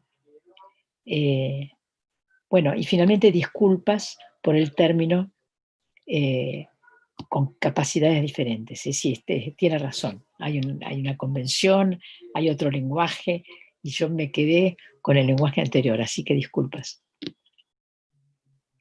Gracias, Adriana. Bueno, compañeras y compañeros, nos quedan apenas 15 minutos y les cuento a todos y a todas, especialmente a Adriana, que nos van a ver, acabo de tomarme el trabajo de contar, hay 40 preguntas más todavía en YouTube y 20 más en el Zoom. Vamos a necesitar más adelante otro encuentro, Adriana, me parece. No puedo contestar todo, porque me acuerdo cuando yo era chica había un juego que se llamaba El Cerebro Mágico. Haga cualquier cosa. Hoy es Wikipedia. Oye, Pero Wikipedia. yo no, tengo un límite. Como el cerebro mágico tenía un límite, ¿no? No Sí, podía, tengo un límite, sí. claro, además no podías preguntar cualquier cosa. Cierto. Acá no se pregunta cualquier cosa, ¿eh? Acá las preguntas No es cualquier cosa lo que preguntan. fuertes. Hay, sí, hay un debate acá, hay un debate. Está un poco contenido, ¿no es cierto? Porque esta virtualidad y este límite temporal que tenemos, y además de cansancio, agotamiento frente al... Cuando incorporemos el sistema mixto con el cual vos coincidís, post pandemia, Sí. y capacitar a los docentes para que trabajen en forma virtual y en forma presencial, bueno. Voy entonces a leer me parece que las últimas, por el tiempo que quedan, y voy a pasar obviamente a leer las de YouTube, que hay mucho más demanda por ese lado, ¿no? Bueno, excelente, me emociona escucharte, dice Augusto. Jorge, debemos delinear algunos desafíos a los que tendremos que hacer frente desde nuestros roles docentes y destacar la importancia de políticas de Estado que garanticen el acceso a la educación para todos. No es pregunta, es afirmación. Angélica, esta vez no te pregunta nada pesado, pero ella va por los dos frentes. Ella ataca por Zoom y ataca a Angélica por YouTube. Así no vale, Angélica. Pero esta está buena. Las y los trabajadores producen pedagogías todos los días. Pablo, esta pandemia expuso y profundizó las desigualdades, incluso aquellas que son derechos negados. ¿Cuál sería el tiempo perdido en términos de la presión sobre que los estudiantes pierden tiempo? Bien, Pablo. José, ¿no cree que se debiera avanzar en una reformulación del trabajo docente, sobre todo en la educación primaria, teniendo en cuenta que en esta cuarentena se incrementaron las obligaciones virtuales? Otra buena, ¿eh? Sí, sí. Sí. Empiezo por atrás para adelante. Dale. Sí, sí, yo creo que hay que reformular el trabajo docente. Los docentes no pueden hacer todo. Y de un día para otro transformarse en docentes que pueden trabajar en la escuela que es virtual y a la vez presencial, digamos, yo conciencia en esta época de pandemia, hemos tomado conciencia del trabajo, de lo que trabaja un docente, ¿no? ¿Cuántas familias, ¿sí?, han dicho, ahora me doy cuenta de lo que trabaja el docente? Entonces sí, yo creo que hay que reformular el trabajo docente, pero hablando pero eso sí, con los docentes. Lo que está muy mal es intentar reformular el trabajo docente sin presencia de los docentes, ¿no? Que eso es lo que hacen algunas fundaciones, ¿no?, corporaciones, que se meten en el mercado educativo, ¿no?, y que forman líderes, ¿no?, es decir, que en 3 meses, 6 meses, con los cuales pretenden sustituir al docente. También pretenden poner ahí en el mercado un docente, alguien que hace de docente y que está fuera del convenio colectivo de trabajo, ¿no? Eso es. Entonces, digamos, desde ese lado se intenta formar a los docentes formar docentes sin hablar con los docentes. Entonces, el primer actor ahí tiene que ser el docente. Pero sí, yo creo que hay que reformar, preguntámosle a los docentes, a ver cómo es su trabajo. Y ponernos a reformularlo. Es muy importante, ¿no? Trabajar con los institutos de formación docente, etc. Bueno, sigo de abajo para arriba. Dale. El tiempo perdido. Ustedes saben que a mí me parece que es una lástima que se haya descalificado el aburrimiento. Está descalificado completamente. Y aburrirse o la contemplación, ¿no? Están completamente descalificados. Son de otra época. De otra época. La contemplación del siglo XIX, XVIII. Y el aburrimiento del siglo XX. En el XXI no se puede uno aburrir, hay que hacer una actividad y otra actividad. Hay un autor que habla de exceso de positividad, ¿no? De que no se puede algo decir no puedo, estoy cansado, no, sabes que esto no quiero, que no se puede. Pero lo que hay es, dice este autor, un exceso de positividad. Vamos, hacemos esto y hacemos lo otro. No podemos dejar ni un hueco vacío. Tiene que estar todo lleno, así como tenemos que comernos todo. Tenemos que tener todo, que no podemos parar de consumir, ¿sí? Y realmente, un poco de aburrimiento a veces viene muy bien, ¿no? Y nosotros a los chicos no nos dejamos que se aburran. Hay que abrir espacios para que se aburran. Es decir, que soporten, que toleren el aburrimiento, ¿eh? Si no, después, ojo que se llena con cualquier cosa, ese estómago vacío, o ese cuerpo que no puede, que no puede descansar, que no puede descansar. Entonces, a mí me parece que hay que poder perder el tiempo. Y en ese sentido, realmente no me parece que sea ninguna tragedia que lo que no se aprendió, no se enseñó este año, se enseñe el año que viene o el otro. Entonces, una cosa son los chicos que están terminando un nivel educativo. Eso es una cosa. Entonces, ahí me parece que sí, que hay que tomar muy seriamente cómo hacer para acompañarlos cuando están terminando la primaria o terminando la secundaria, es un problema específico. Pero después, digamos, el hecho de que haya algo que este año no se enseñó, bueno, hay que pensar en los ciclos escolares como un continuum. Si no, nos quedamos en la época de convenio, ¿eh?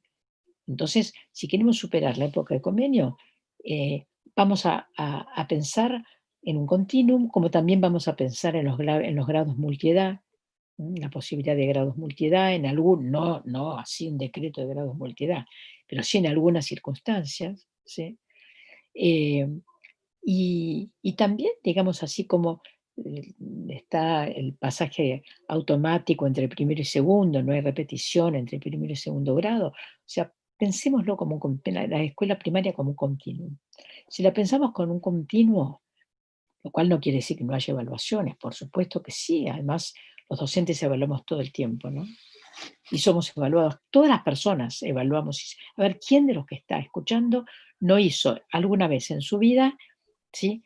O alguna prueba, alguna cosa, no fue evaluado de alguna manera? Todos somos todo el tiempo evaluados, evaluamos con la mirada, con la actitud, con cómo vemos al otro, lo miramos, cómo le devolvemos la mirada, etc. Entonces no digo no, que no haya que evaluar, pero sí me parece que hay que tranquilizarse y que hay que dejar a los chicos tranquilos. ¿Sí? Es decir, no pretender, ¿sí?, que lo sepan todo, que aprendan todo, que hagan todo. A lo mejor, si nos tranquilizamos, ellos se tranquilizan y le toman gusto al conocimiento. Ahí está, retoman el deseo, ¿no? A lo mejor el deseo se fortalece si deja de ser una obligación. Ahora, si obligamos a que deseen aprenderse del programa de tal materia, digamos, ahí estamos en problemas.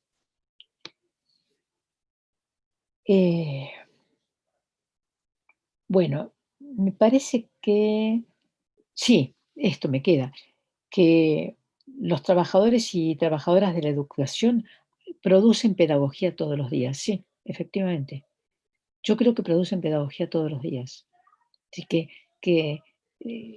ese transitar de la enseñanza-aprendizaje en el vínculo, ¿sí?, es una producción pedagógica.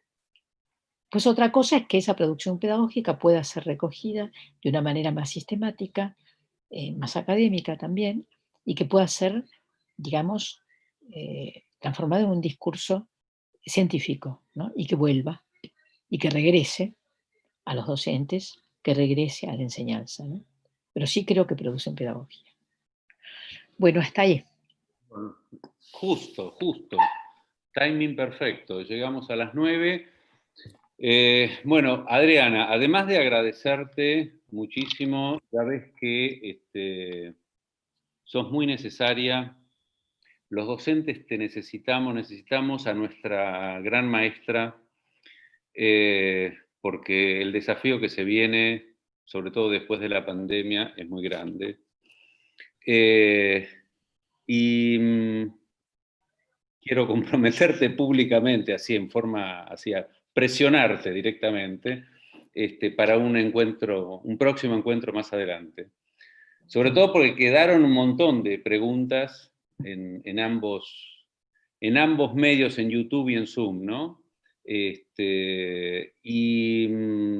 Les voy a abrir el micrófono a todos para que te puedan saludar en este par de minutos, y voy a aprovechar para pasar el chivo del jueves, porque nosotros hacemos estos encuentros todos los jueves y martes a la misma hora por el mismo canal, el Zoom, con el mismo enlace, el mismo ID o ID y la misma contraseña.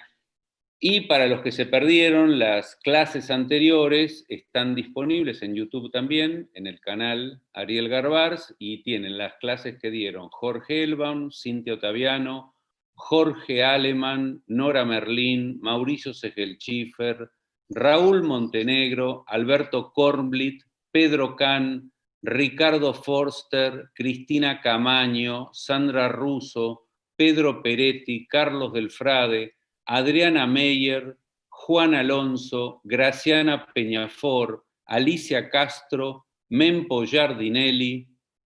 La de Adriana Puigros va a estar seguramente en el YouTube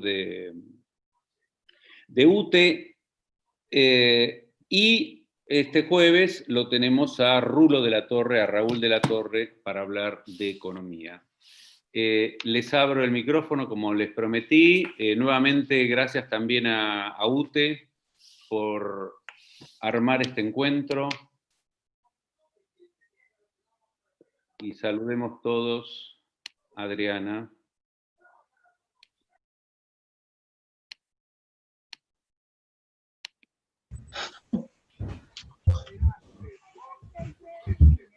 Gracias, Adriana, un enorme gusto. Adriana. Muchas gracias. Gracias, Adriana.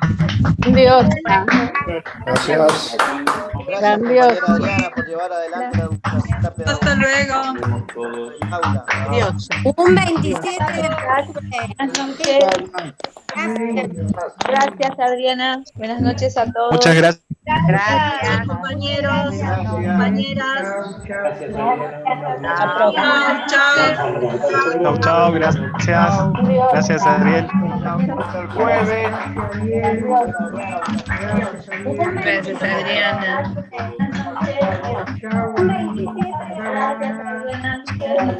Muchas gracias. Gracias, Adriana. Buenas noches a todos. Muchas gracias.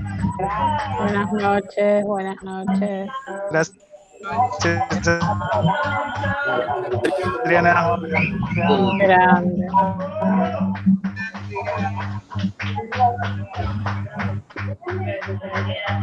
Grande.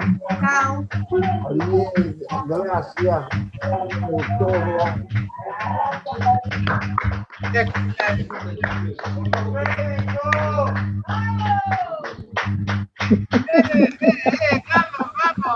Gracias, Ángel. Qué grande.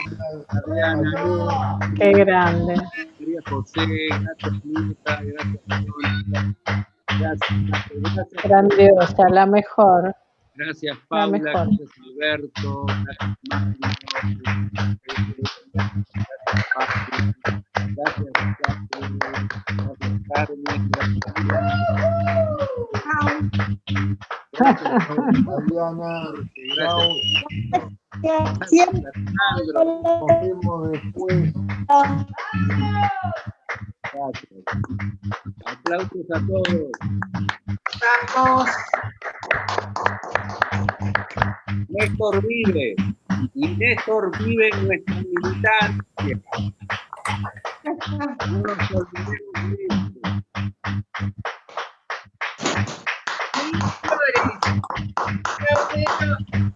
Mil flores. Mil flores. Mil flores.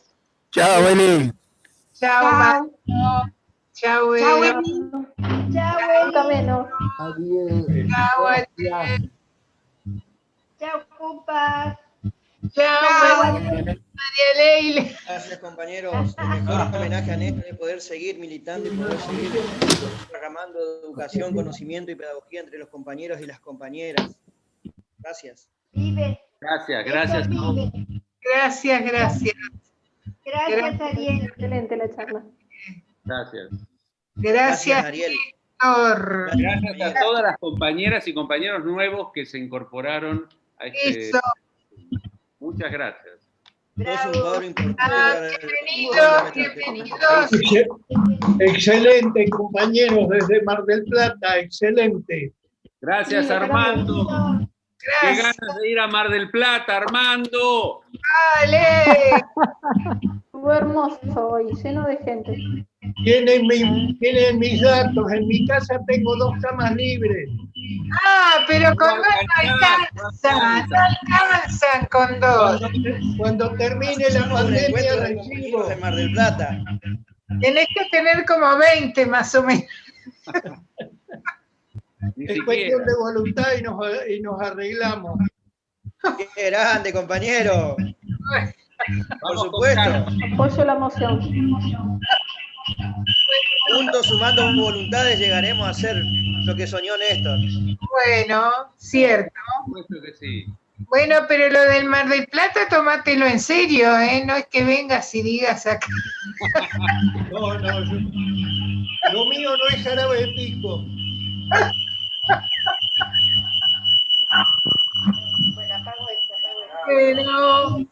Bueno. Eli. Sí. A la victoria siempre, Hola. compañeros. Pensé que no me escuchabas. No, ya te escuché, ya te contesté.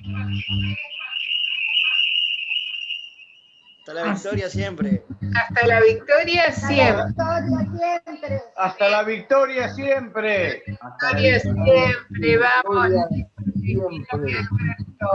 Tenemos que seguir sin parar.